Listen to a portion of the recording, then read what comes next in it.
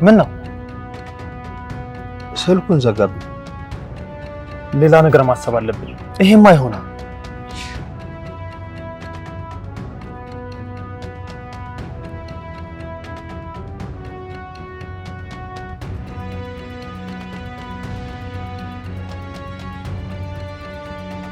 እንደው ቤት ምን አለ ፈርማ በሆነ ብቻ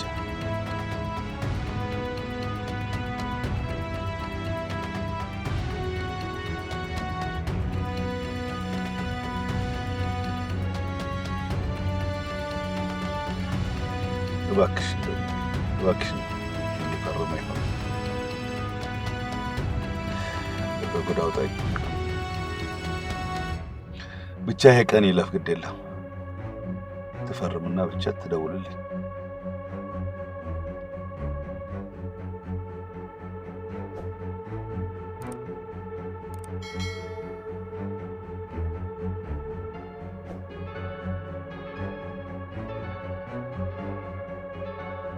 ቤቲ በመጨረሻ ያንን ሁሉ ጊዜ የደከመችበትን የለፋችበትን ንብረትና ገንዘብ ለገዛኸኝ አሳልፋ ለመስጠት ወረቀትም ላይ ለመፈረም ከጫፍ ደርሳለች። በጉልበት ገንዘቡን ለመቀበል ሞክሮ አልሳካ ያለው ገዛኸኝ ቤቲን እንደምንም አታሉ በቤቱ አስገብቶ ቆልፎባት እህቷንም ጭምር ወጥመድ ውስጥ አስገብቷታል። ከረፈደም ቢሆን ሁሉንም ነገር ያወቀችው ቤቲ እሷ ምንም ማድረግ ባትችልም የእህቷ ፍቅረኛ ባቢን ምንም ሳትሆን በሰላም ከገዛኸኝ እጅ ፈልቅቆ እንዲያመጣላት አደራዋን ሰጥቷለች። በቀጣይ ምን ይፈጠር ይሁን? ገዛኸኝ እቅዱ ተሳክቶ ሙሉ ገንዘቡን እንዲወስድ ቤቲ ተፈርመለት ይሁን? ሐሳባችሁን ኮሜንት ላይ ጻፉልን። ከዚህ ሁሉ አስቀድሞ ትሁት እንደምንም ናቲና ቤቲ ከታገቱበት አስመለጣቸው። ከገዛኸኝ ሸሽተውም ወደ ተለያየ ቦታ ይሄዳሉ። ቤቲም ትንሽ ጊዜ ከሱ ተሸሽጋ እረፍትም ለማግኘት ገዛኸኝ ሊመጣበት አይችልም ብላ ወዳሰበችበት የእናቷ ቤት ብትሄድም ነገር ግን ከሱ ፈጽሞ ማምለጥ አልቻለችም ነበር። ቤታቸው ድረስ ገብቶም አንገቷን አንቆ አንጠልጥሏት መታገል ይጀምራሉ። ገዛኸኝም በንዴት ማንደፍሮ እሱን ከጀርባው መጥቶ እነሱን እንዳስመለጣቸው እንድትናገር እያስገደዳት ባለበትም ጩኸታቸውን የሰማው ባቢም ወደ እነሱ ጋር ገብቶ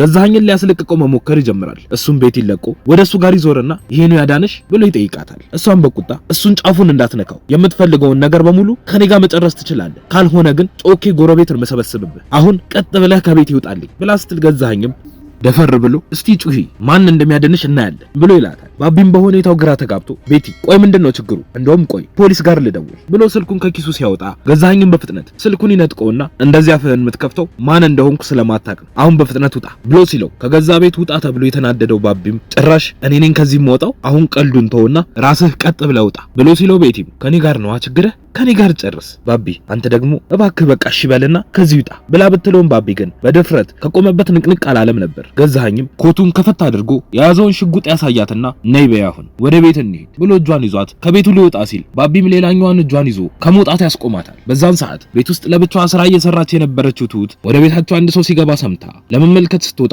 ናቲን ታገኘዋለች። እሱም ይመጣና ሰላምታ ተለዋውጠው ማውራት ይጀምራሉ። በመሃልም ከአባዬ ጋር ስላንቲ በጣም ብዙ ነገር እያወራን ነበር ብሎ ሲላት ትሁትም ነገረኛ ስለምን አወራችሁ ብላ ተጠይቀዋለች። ናቲም እሺ ካልሽኝ እነግርሻለሁ እሺ በይኝ ብሎ ሲላት ትሁትም ስለ ነገሩ ሳልሰማ እንዴት ነው እሺ ምለው? ግን እሺ በቃ ንገረኝ እስቲ ብላ ስትጠይቀው ናቲም ተስማምተናል ማለት ነው እሺ ብለሻል ይልና ከኪሱ ቀለበት አውጥቶ ትሁት እንጋባ አብረን እንኑር ብሎ ሲላት እሷም ያልጠበቀችው ጥያቄ ስለነበረ ደንግጣ ዝም ብላ ትቀራለች። እሱም በሁኔታው አግራ ተጋብቶ ምነው ትሁቴ ዝም አልሽ ብሎ ሲጠይቃት እሷም እኔ እንጃ ናትዬ እኔ ጥያቄውን አልጠበቅኩኝም ነበር ለዛ ነው ብላ ትለዋለች። ናቲም ይቀጥልና ታገቢኛለሽ ትሁት ብሎ ሲጠይቃት እሷም ምንም መልስ ሳትሰጠው እጇን ትዘረጋለታለች። ናቲም በደስታ ቀለበቱን አድርጎላት እጇን ይስማታል። ቤቲን አስገድዶ ወደ ቤቱ ለመሄድ አስቦ እያስጨነቃት የነበረው ገዛኸኝም ይዟት እንዳይሄድ ፈተና የሆነበትን ባቢን በቁጣ እየተመለከተው ነበር። ቀጥሎም ቤቲ ለዚህ ልጅ ግን ስለኔ ያልነገርሽውም አይደለ ብሎ ሲል ባቢም አስሬ እኔ ምናምን አትበል፣ እኔ ስላንተ ምንም አያገባኝም። ይኸውልሽ ቤቲ አንቺ ወዴትም መሄድ አትቺ፣ ትሰማኛለህ? ወዴትም ስለማትሄድ ልቀቃት ብሎ ሲለው ገዛኸኝም በቁጣ ስሚኝ ቤቲ በር ላይ ጠብቅሻለሁ፣ ስለኔ በደንብ ንገሪውና ነይ። ዛሬ አለማወቁ ነው ያተረፈው፣ ትሰማኛለህ? ከዚህ በኋላ ፊት ለፊቴ ባገኘህ ከነመፈጠረ እንድትረሳ ነው ማድረግ ብሎ ሲለው ባቢም ደፈር ብሎ ይኸውልህ ከዚህ በኋላ በመንገድ ስለማልጠፋ ሰው እንዴት ከነመፈጠሩ መረሳት እንደሚችል ማድረግ እንዳለብህ ተለማመድ ብሎ ሲለው ገዛኸኝም እጇን ለቆ ምንም ሳይመልስለት ወደ ውጭ ይወጣል። ቤቲም ትቀጥልና አመሰግናለሁ ቤቢ ብላ ስትለው እሱም ምን እየተፈጠረ እንደሆነ ልትነግረኝ ትችያለሽ ብሎ ይጠይቃታል። እሷም ታሪኩ በጣም ረጅም ነው አሁን ምንም ልልህ አልችልም ብላ ስትለው እሱም ይሄ ሁሉ ነገር ሂዊን ለማዳን ነው አይደለ? ይህ ሰውዬ በጣም መጥፎ ሰው ነው፣ በድጋሚ ወደዚህ ወደዛ መሄድ የለብሽ ብሎ ሲላት ቤቲም አይሆንማ ቤቢ እኔን ካላገኘ እናቴን ወይ እህቴን አንድ ነገር ያደርግብኛል ምንም አንሆንም አታስብ ብላ ስትለው እሱም ይኸውልሽ ቤቲ ህይወት አንቺን አታ ደህና ከምትሆን እንደዚሁ እያለች አጠገቧ እንድትሆኚ ነው የምትፈልገው ብሎ ቢላትም ቤቲ ግን ሐሳቧን ልትቀይር አልቻለችም ነበር። ቀጥላም እባክህ ቤቢ በዚህ ሰውዬ ፊት በድጋሚ እንዳትቆም መንገድ ላይ ብታገኘው ለራሱ መንገድ ቀይር ባይሆን አንድ ውለታ ዋልልኝ እህቴን እዚህ እንዳትመጣ አድርጋት ሰውዬው እሷን አግኝቶ አንድ ነገር እንዳያደርግብኝ ብላ ስትለው ቤቢ አታስቢ ቤቲ በቃ እኔ ያለሁኝ ሁለታችሁንም እጠብቃችኋለሁ አንቺ ብቻ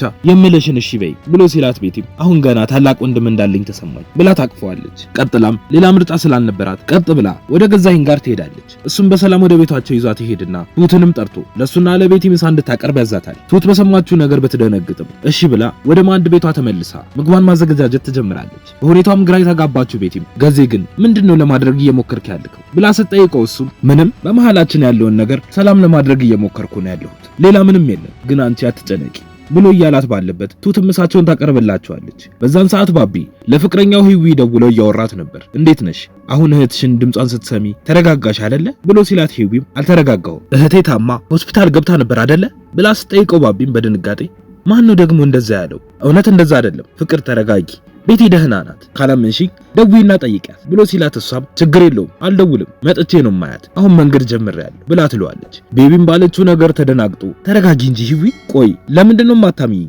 እማዬ ትሙት ቤቲ ምንም አልሆነች ብሎ ቢላትም ነገር ግን እሷ ልትሰማው ፈቃደኛ አልነበረችም። ስልኩንም ጆሮ ላይ ዘግታ መንገዷን ነበር የቀጠለችው። በዛን ሰዓት ገዛኸኝ ምግቡን በልቶ ጨርሶ ስራ ስላለብኝ አሁን መሄዴ ነው እሺ ምግብሽን በስርዓቱ ቢ ብሏት ግንባሯን ስሞ ከቤት ይወጣል።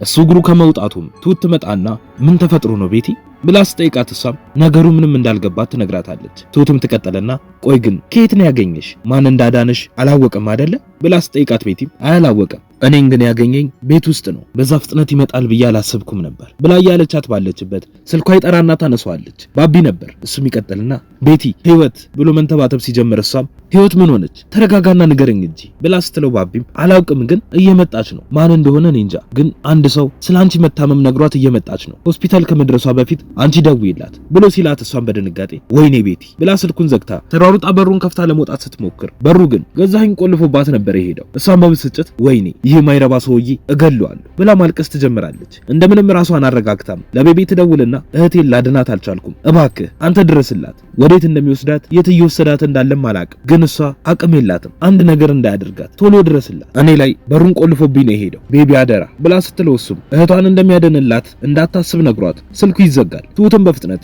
ወደ ናቲ ጋር ትደውልና ስለተፈጠረው ነገር ነግራው ከቤቢ ጋር ተባብረው እህቷን እንዲያድናት እነሱ ላይም በሩን ቆልፎባቸው እንደሄደ ትነግሯለች። ከዚህም በኋላ ነው ናቲና ቤቢ ተባብረው ህይወትን ለማዳን መሞከር የጀመሩት። ቤቲም ለገዛኸኝ ሙሉ ገንዘቡን እንደምትመልስ ቃል ገብታለታለች። በቀጣይ ምን ይፈጠር ይሁን? ቤቲ ንብረቷን አጥታ እህቷን ታተርፋት ይሁን ወይስ እሷ ከመፈረሟ በፊት ናቲና ቤቢ ህይወትን ያገኟታል? ሐሳብ አስተያየታችሁን ኮሜንት ላይ ጻፉልን።